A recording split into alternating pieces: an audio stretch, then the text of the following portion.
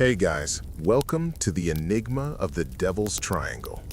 Today, we're diving deep into a stretch of the Atlantic Ocean that has swallowed more than just ships and planes. It has swallowed time, logic, and thousands of human lives. This isn't just a collection of urban legends. This is a documented history of the unexplained that the world's most powerful navies still can't solve. For decades, the area between Miami, Bermuda, and Puerto Rico has been a graveyard for the bold. Some call it the Bermuda Triangle, sailors call it the Sea of Lost Souls. But what if I told you the most terrifying part isn't the disappearances themselves, but what the survivors reported right before the static took over? We're talking about electronic fog, compasses spinning toward a north that doesn't exist, and massive shadows moving beneath the waves that defy every law of marine biology. The mystery truly gripped the American heart in December 1945. It was a clear afternoon in Fort Lauderdale, Florida. 5 TBM Avenger torpedo bombers, known as Flight 19, took off for a routine training mission. These weren't rookies. They were led by Lieutenant Charles Taylor, a seasoned combat pilot. But less than 2 hours into the flight, the radio crackled with something that still haunts naval investigators today. Taylor didn't report a mechanical failure. He didn't report a storm. He said, "Everything looks strange, even the ocean. We are entering white water. Nothing seems right." The base told them to head west. Taylor replied that he didn't know which way west was. Both of his compasses had malfunctioned simultaneously. Think about that. Highly calibrated military instruments failing in perfect weather. All 5 planes and the 14 men aboard vanished.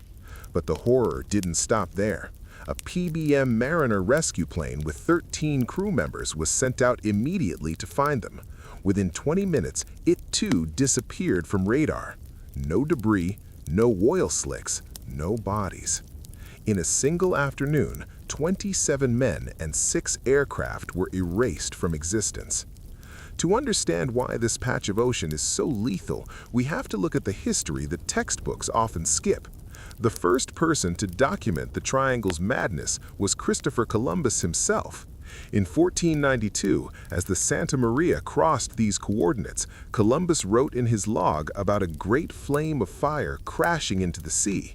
Days later, he reported a strange light appearing in the distance, and, most tellingly, his compass began acting erratically. Even 500 years ago, the triangle was already giving warnings. But the history of ghost ships in this region goes even deeper. Take the case of the Carroll A in 1921. This massive 5-masted schooner was found hard aground off Cape Hatteras, North Carolina. When investigators boarded the ship, they found a chilling scene. The sails were set, the food was prepared and sitting on the stove, but not a single human soul was on board. The crew's personal effects were gone, and the navigation equipment was smashed. There was no sign of a struggle, no blood, no storm damage. It was as if the entire crew had simply stepped off into another dimension in the middle of a meal. Let's fast forward to 1918, to a tragedy that modern technology still hasn't explained. The USS Cyclops, a massive Navy collier ship carrying over 300 people and 10,000 tons of manganese ore, was steaming through the heart of the triangle. It was the largest ship in the Navy at the time. It never sent a distress signal. It just stopped existing. No wreckage was ever found, despite the ship being nearly 550 feet long. The Assistant Secretary of the Navy at the time said, "Only God and the Atlantic know what happened."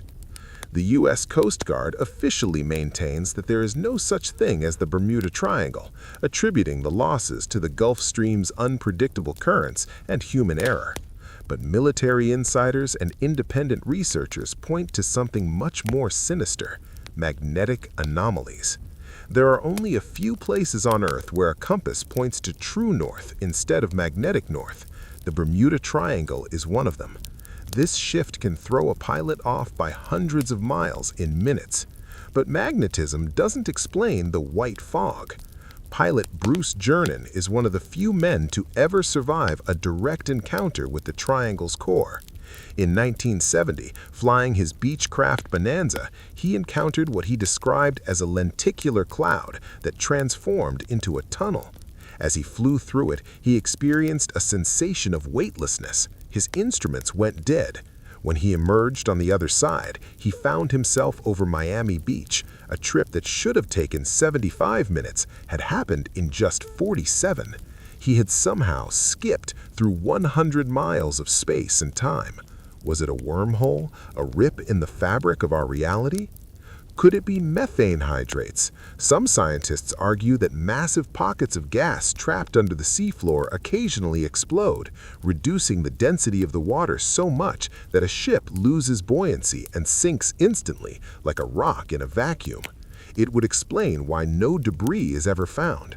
The ship is literally pulled into the abyss before a single life vest can be tossed overboard. But gas doesn't explain why planes fall from the sky. Then there are the underwater sightings that keep deep-sea explorers awake at night. Sonar technology has mapped strange, symmetrical structures on the ocean floor within the Triangle, some appearing to be pyramids larger than those at Giza. Skeptics call them natural rock formations, but those who have seen the sonar pings up close describe something far too precise to be a fluke of nature. Is it possible that an ancient, high-energy civilization lies dormant beneath the silt, its power sources occasionally venting and interfering with our modern electronics? Some even whisper about the lost city of Atlantis, suggesting its crystal energy grids are still active, creating the very white water Lieutenant Taylor reported in 1945. The sheer scale of the silence is what's most unsettling. In the 1960s, two KC-135 stratotankers collided and crashed in the Triangle. While a crash explains the disappearance, the debris was found in two distinct spots, hundreds of miles apart. It was as if something had grabbed the planes, pulled them through a portal, and spat them back out in pieces. As you sit here listening, the Triangle remains active. Satellite imagery occasionally picks up massive holes in the ocean's surface, depressions miles wide where the water level actually drops. These aren't whirlpools, they are dead zones where the physics we rely on seems to pause. Rogue waves reaching over 100 feet in height are also common here, appearing out of nowhere even in calm seas, swallowing vessels before they can even radio for help. Every year, an average of 4 planes and 20 yachts go missing in this 500,000 square mile zone. Most are blamed for the weather, but for the families of those lost on Flight 19, the USS Cyclops, or the Mariner Sulphur Queen, a tanker that vanished in 1963 with 39 crew members, weather is a convenient excuse for a terrifying reality. We like to believe we have conquered the Earth, that our GPS and satellites have mapped every inch of our world. But the Bermuda Triangle stands as a reminder that there are still places where the map ends and the nightmare begins.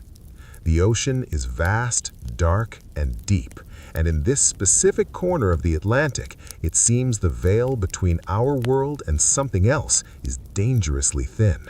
Whether it's a magnetic rift, a geological anomaly, or something far more ancient and sentient, the Devil's Triangle continues to keep its secrets buried under miles of crushing blue silence. Thank you for joining me on this journey through the dark pages of history. The next time you look at a map of the Atlantic, remember, some lines are drawn for a reason. Sleep well if you can, and stay curious about the world's greatest mysteries. Until next time, this is the Enigma of the Devil's Triangle.